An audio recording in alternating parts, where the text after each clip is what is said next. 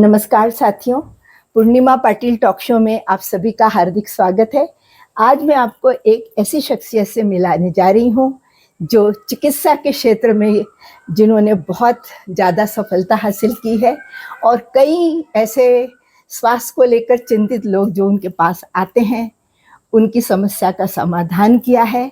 और जब आप भी ये जानकारियों को सुनेंगे तो आपको भी लगेगा कि जो कुछ जड़ में हमारी जो तकलीफ है उसको हम किस तरह से ठीक कर सकते हैं।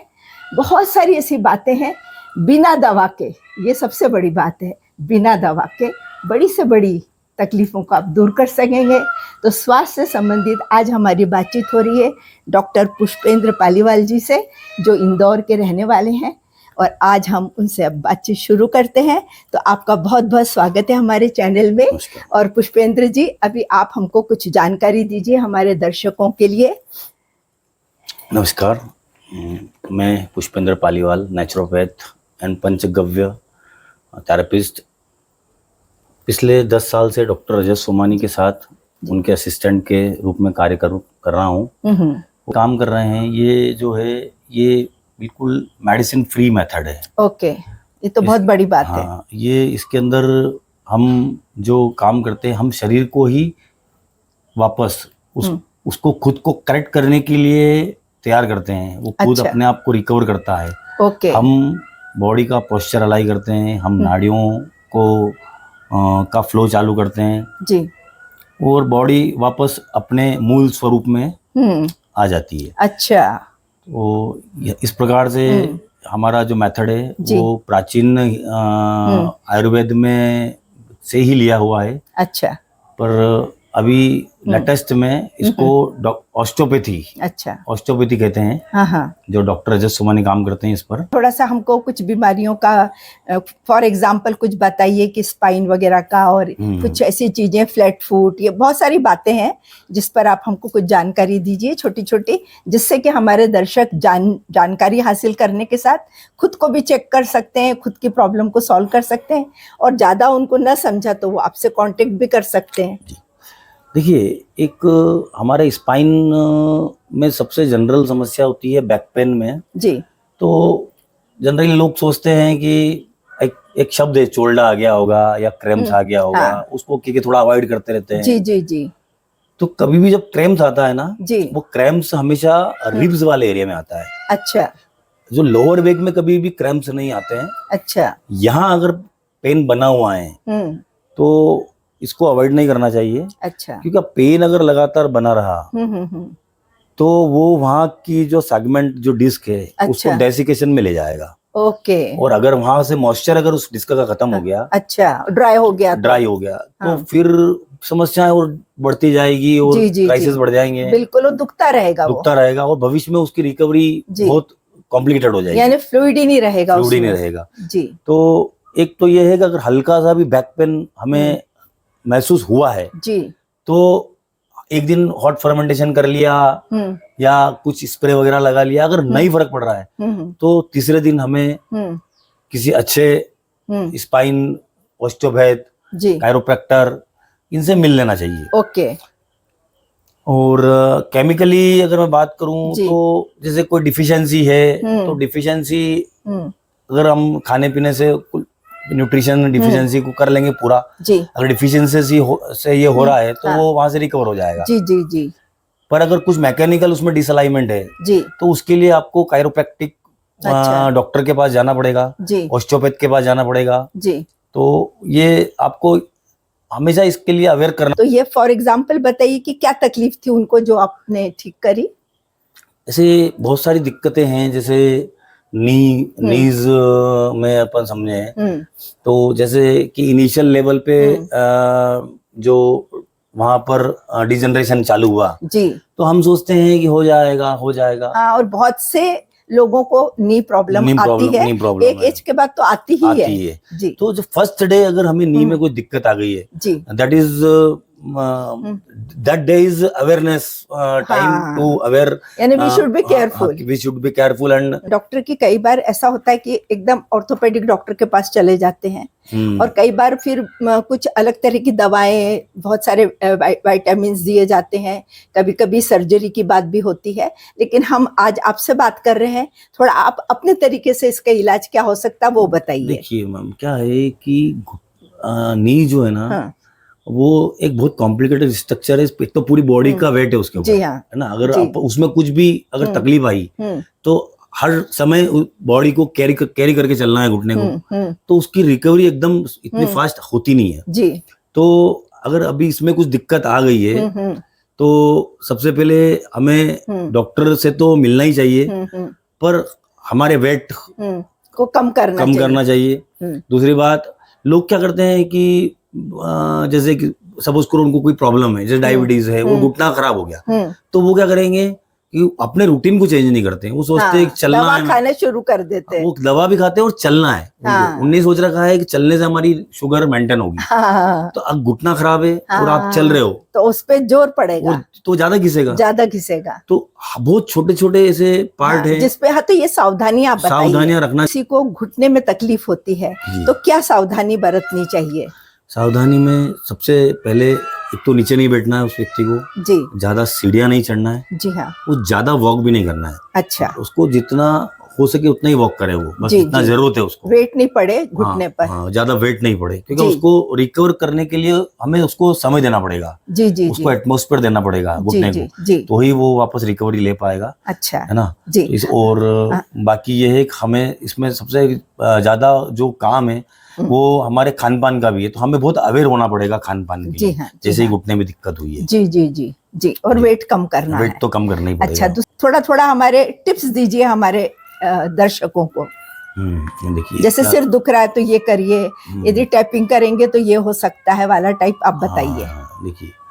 देखो सर दर्द का जो मेजर इशू है, उसका जो अगर अपन रूट कोज में जाएं, तो उसका जो रूट कोज है वो मेजरली गैस्ट्रिक इशू है। अच्छा, हाँ, गैस्ट्रिक है। और उन लोगों को ज्यादा दिक्कत होती है जो लोग गैस्ट्रिक साइड जिनका ज्यादा होता है, उन लोगों को हेडेक का ज्यादा इशू होता है। अच्छा, तो ये उन्होंने खान पान पे ख्याल रखना, बिल्कुल और वॉकिंग वगैरह या एक्सरसाइज वगैरह से उसको खाने के लिए डाइजेशन को ठीक रखें, प्रॉपर रखें। एसिड रिफ्लेक्शन ज्यादा है, उस व्यक्ति को प्रोटीन कम खाए, प्रोटीन ज्यादा नहीं कंज्यूम करना है। और अच्छा, अपने खाने में थोड़ा फाइबर पार्ट ज्यादा यूज करें, जी जी, जिससे आपका डाइजेशन प्रॉपर रहे, पेट साफ रहेगा, तो गैस्ट्रिक इशू नहीं होंगे। जी जी, इस बात का थोड़ा ध्यान रखना पड़ेगा आपको जी। और यदि मान लो कभी किसी को बुखार आ रहा है, तो ऐसे वक्त पर यदि घरगुता हम चाहें कि इसके लिए हम डॉक्टर के यहाँ, कई कारणों से बुखार आ सकता है, पर कई बार सर्दी खांसी इसके कारण जो आता है, तो इसके लिए क्या कर सकते हैं? देखो, बुखार अगर हमें आता है तो बुखार के लिए सबसे जो हमारे प्राचीन समय से हमने देखा है कि हमारे घरों में बोला था ठंडे पानी की पट्टी करो, टेम्परेचर उसका कम करने के लिए, तो वो तो करना ही है। पर देखो, हम बहुत छोटी छोटी जो अपनी अगर मान लो हमें एलोपैथी यूज नहीं करना है, तो हम होम्योपैथी की भी कुछ मेडिसिन यूज कर सकते हैं, है ना, जो बुखार में बहुत अच्छा काम करती है। ठीक है।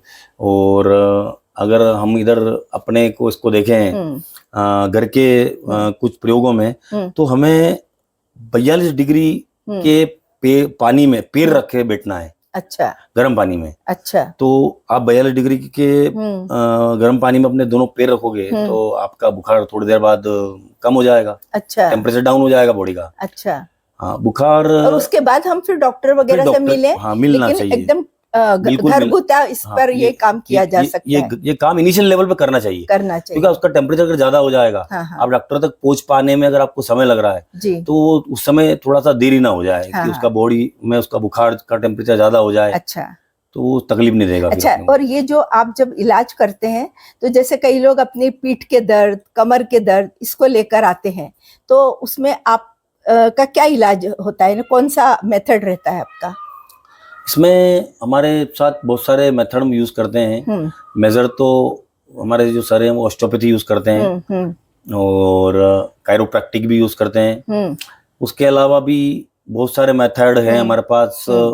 हमारा जो सर का खुद का डिजाइन किया हुआ न्यूरो पंचकर्म है, और अपना एक्यूपंचर से भी कुछ कुछ जगह हम पेन को मेंटेन करते हैं, और बाकी ये मेडिकेटेड एक्सरसाइजेज, अच्छा, ये भी बहुत पोस्चर डिजाइनिंग एंड फिर लाइफ स्टाइल भी काम करती है इसमें अच्छे लेवल पे। तो एक अच्छी लाइफ स्टाइल करने के लिए क्या सावधानियां किसी को भी, यदि मान लो कोई स्वस्थ है लेकिन वो चाहता है आगे भी वो अच्छा उसका सब चलता रहे, तो क्या फॉलो करना चाहिए आपकी नजर में? हम देखो, ये इसमें सबसे बेस्ट जो वे है, बिल्कुल मैं सिर्फ 5 पॉइंट में बताऊंगा आपको कि एक तो लेट एट नाइट जो हमारी लाइफ स्टाइल है, इसको बंद करना पड़ेगा। थोड़ा सा जल्दी सो जाएं, और थोड़ा सा सूर्य उदय के पहले उठना है हमें, आधा घंटा पहले कम से कम, एटलीस्ट। ज्यादा अगर आप ज्यादा जल्दी उठे तो ठीक है, अदरवाइज सूर्य उगने के पहले आधा घंटा पहले, इससे आपका डाइजेशन हमेशा अच्छा रहेगा। अच्छा, उसके कारण ये है कि सूर्य की ऊर्जा के साथ हमारे पेट में जो हमारा मल है वो भी कड़क हो जाता है, तो कॉन्स्टिपेशन बना रहेगा हमेशा। तो इसलिए कॉन्स्टिपेशन नहीं रहेगा आपको। तो एक तो आपको थोड़ा सा सूर्योदय के पहले उठना है, अच्छा, है ना। और दूसरा, हमेशा आप खाने में अपने फाइबर डाइट यूज करें, मोटा अनाज यूज करें, और न्यूट्रिशनल वैल्यू वाला खाना ही खाएं। अच्छा, कभी कभी ठीक है, कभी किसी कारण से बाहर कुछ खाना पड़ गया, ठीक है, पर मेजरल आपको अच्छी चीजें खाना है जी। और एक बात का ध्यान रखना है, हमेशा अपने सिटिंग पोस्चर, खड़े रहने के पोस्चर को हमेशा ध्यान में रखें। बिल्कुल अच्छे से खड़े होना है, पैर पंजों का जो डायरेक्शन है वो बाहर की तरफ ना जाए, सीधा रहे आपकी कमर। और बैठने में भी ज्यादा सोफा वगैरह यूज ना करें, और ज्यादा नरम बिस्तर पे ना सोना, नरम बिस्तर पे नहीं सोना है। ये सब चीजें ऐसी हैं जिसको हमें फॉलो करना चाहिए, और यही धीरे धीरे आदतें बन जाएगी। आपको बोलना नहीं पड़ेगा जी, आप थोड़ा दिन इसको प्रैक्टिस करोगे ना, तो धीरे धीरे सब चीजें। डॉक्टर साहब, और एक बताइए कि कई लोग जो जूते या चप्पल पहनते हैं उस पर उनको पता नहीं होता है कि कैसा पहने, कई बार वो हमारे स्वास्थ्य के लिए सही नहीं होती है, तो कैसी होना चाहिए ये थोड़ा बताइए। हाँ, देखिए क्या है कि जो शूज जो है ना, सबसे पहले तो हमने जो शूज लिए हैं, अगर वो हमें पहले दिन से ही थोड़ा सा भी डिस्कम्फर्ट कर रहा है, तो हमें तुरंत उसको निकाल के फेंक देना चाहिए जी। क्योंकि हमारी क्या आदत है, हम सोचते हैं कि इतना महंगा जूता चलाना नहीं है उसको। एक ये, दूसरा ये है कि हार्ड शोल नहीं होना चाहिए। शोल जो है ना वो थोड़ा सा नरम होना चाहिए, सॉफ्ट होना चाहिए, सॉफ्ट होना चाहिए। अगर हार्ड शोल रहा तो उसका जर्क लगेगा पूरी बॉडी में। मेजर एडी पे तो लगेगा ही, पर पूरी बॉडी में उसका जर्क आएगा।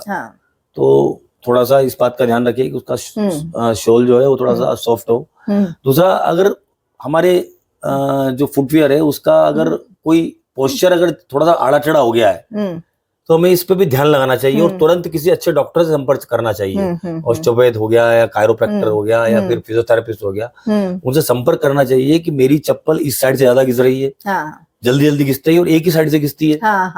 तो हम जब उनसे संपर्क करेंगे तो वो हमें बताएंगे कि आपके फुट का जो पोस्चर है वो कैसा है। अच्छा, अगर वो राइट है तो वो बताएंगे, गलत है तो वो बताएंगे। यानी चप्पल एक तरफ से घस गई है, दूसरी तरफ से तो वो भी मतलब स्वास्थ्य के लिए सही नहीं है। वो फ्लैट फुट है, या आपका लेग जो डाइवर्टेड पोजीशन है उसका, तो वहां से हमें वो चीजें पता लग जाएगी। अच्छा अच्छा अच्छा जी। मैं बोलना चाहूंगा कि पेन को कभी भी अवॉइड ना करें जी। पेन इज ए सिग्नल कि something is wrong in our body. Okay, तो पेन इज आवर फ्रेंड, ठीक है। तो हमेशा पेन अगर कुछ है बॉडी में, तो हमें तुरंत उसके निदान के लिए जो भी यथासंभव प्रयत्न होना चाहिए, भले डॉक्टर से मिलना है या फिर हमें निग्लेक्ट नहीं करना, जो हम कर सकते हैं वो हमें करना चाहिए जी।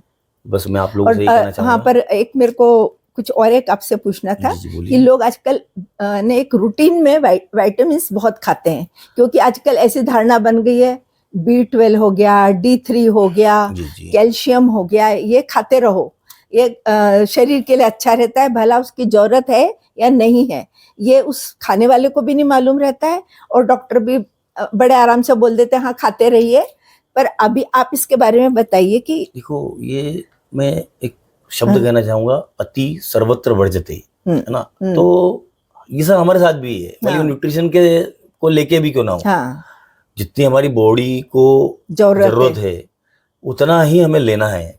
तो देखो, एक तो सबसे पहले हमें ये करना है कि हमारे खाने की न्यूट्रिशनल वैल्यू को ही हम मेंटेन करें। ठीक है, हमें ऊपर से ना लेना पड़े।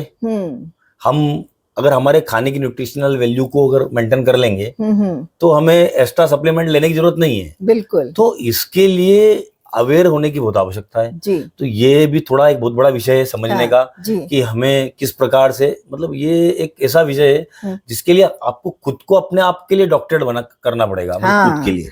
और वैसे कहा भी जाता है कि आदमी आधा डॉक्टर खुद होता है, होना चाहिए, जिसे समझता भी है कि उसकी बॉडी क्या बोल रही है, सिर्फ उस पर ध्यान देना चाहिए। वो तो देखो, बॉडी तो हर बार बोलेगी। आपने रात को जो खाया है अगले दिन आपको वो सिग्नल देगी। अगर अच्छा खाया है तो next morning is very fresh and energetic, और अगर कुछ गलत खा लिया तो थोड़ा सा लेजीनेस, डलनेस। बिल्कुल। तो हमारी बॉडी जो सिग्नल दे रही है ना, उन सिग्नल्स की फ्रिक्वेंसी को पकड़ना है बस हमें। जी जी। ये जैसे आप कुछ घरेलू तरीके से यदि कहा जाए तो जैसे हल्दी में जो है या किसी काली मिर्च में क्या है, ये भी थोड़ा सा बताइए।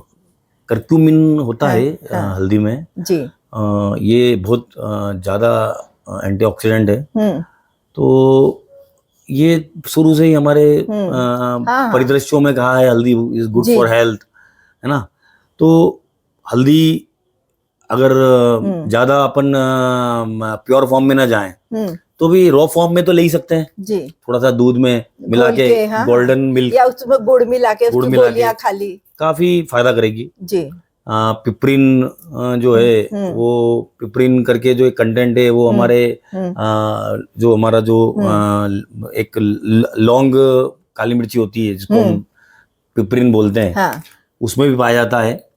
तो ये भी एंटीऑक्सीडेंट भी है और काफी बॉडी को रिकवर करने में इसके बहुत अच्छे गुण हैं। और सबसे अच्छा है ये जो है ना, ये कफ प्रकृति का शमन करती है बॉडी में। अच्छा, है ना। तो कफ प्रकृति का शमन करेगी तो आपकी जठर अग्नि बढ़ेगी। अच्छा। तो आपके डाइजेशन वगैरह में भी अच्छा होगा ये। अच्छा अच्छा। तो ये ऐसे बहुत सारे तत्व हैं, बहुत सारी चीजों का हमारे अगर धनिया है तो उसके अपने गुण हैं, है ना। तो सौंफ है तो ये डाइजेशन को हमारा अच्छा करेगी, शरीर में ठंडक देगी। तो हमें इसमें खाना चाहिए अपना गर्मी के सीजन में, है ना। यानी पानी में डाल के उसका पानी पीना। ऐसा। अच्छा। गोंद कथीरा हो गया है, इस गोंद कथीरा के साथ में सौंफ का पानी और सब्जा सीड्स का पानी ले लें, उस अभी गर्मी में यूज करेंगे तो आपका डाइजेशन अच्छा रहेगा, फाइबर्स मिलेंगे। और अभी गर्मी में क्या होता है, हमारा डाइजेशन थोड़ा वीक हो जाता है, जठर अग्नि हमारी कमजोर हो जाती है।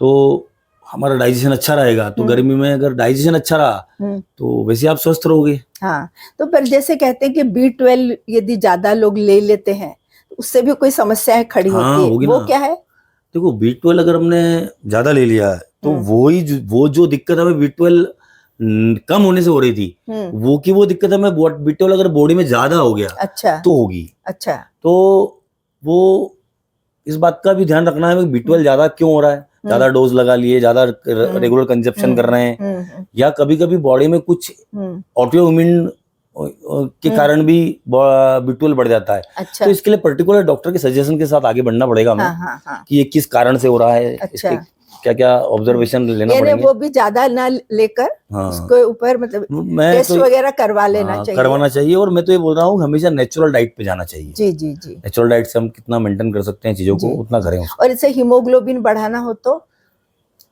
देखो, हीमोग्लोबिन तो नेचुरल वे में क्या चीजें हैं? देखो, हीमोग्लोबिन अगर बढ़ाना हो तो मैं आपको बताता हूँ कि अंजीर, अंजीर में काफी खजूर है, अंजीर हो गया, और आपका सुरजना की फली है ना, जिसको ड्रम स्टिक, मुंगना भी बोलते हैं, मोरिंगा बोलते हैं, मोरिंगा, और कई लोग उसको मुंगना की फली भी बोलते हैं। मुंगना की फली। तो ये इसमें भी काफी आयरन होता है। हमारे प्याज में भी आयरन होता है काफी, और गुड़, ब्लैक मोलेसिस में अच्छा आयरन होता है। हाँ, और हमारा बीटरूट के साथ भी जा सकते हैं थोड़ा अपन। अच्छा अच्छा। ना, अच्छा। बाकी एक ये चीज है कि अगर आपके अंदर आपका आयरन कम है या आपका हेमोग्लोबिन कम आ रहा है, तो इसका जो सबसे बड़ा रोल है वो लीवर का है। तो हमें थोड़ा सा खाने पीने पे ध्यान देना चाहिए। लीवर स्वस्थ रहेगा तो आपका खून भी अच्छा रहेगा। हाँ। और हेमोग्लोबिन आपका मेंटेन रहेगा। हाँ। है ना? अच्छा, तो इस बात का हमें ध्यान रखना चाहिए। जी। आपने बहुत अच्छा बताया, आपको बहुत बहुत धन्यवाद और सभी श्रोताओं को भी बहुत बहुत धन्यवाद। को आपका दवाखाने का नाम और आपका फोन नंबर दीजिए, यदि किसी को कोई समस्या हो तो वो आपसे कांटेक्ट कर सकते हैं। डॉक्टर रजत सोमानी होलिस्टिक सेंटर, डॉक्टर रजत सोमानी होलिस्टिक सेंटर, इंदौर 2 जगह हमारा क्लिनिक है। राऊ में 1040 रमापति विहार, ये इंदौर के पास राऊ में। हाँ, राऊ में जी, नियर सिलिकॉन सिटी जी। 1040 Silicon City near Silicon City Ramapati Vihar. अच्छा, ठीक है। और एक हमारा सेंटर जो है वो पंथवेद कॉलोनी नियर नारायण बाग। अच्छा, है ना, वो सिटी के अंदर है। 39 पंथवेद कॉलोनी नियर नारायण बाग। अच्छा, हाँ, यहाँ पर है। अच्छा। 2 सेंटर है हमारे। जी। और अगर किसी को भी कुछ भी इंक्वायरी वगैरह सर के बारे में चाहिए तो हमारा एक कॉन्टेक्ट नंबर है 8109960044। इस पे आप कांटेक्ट कर सकते हैं और डॉक्टर के बारे में जो भी इंफॉर्मेशन चाहते हैं इस नंबर पे आपको मिल जाएगी। ओके।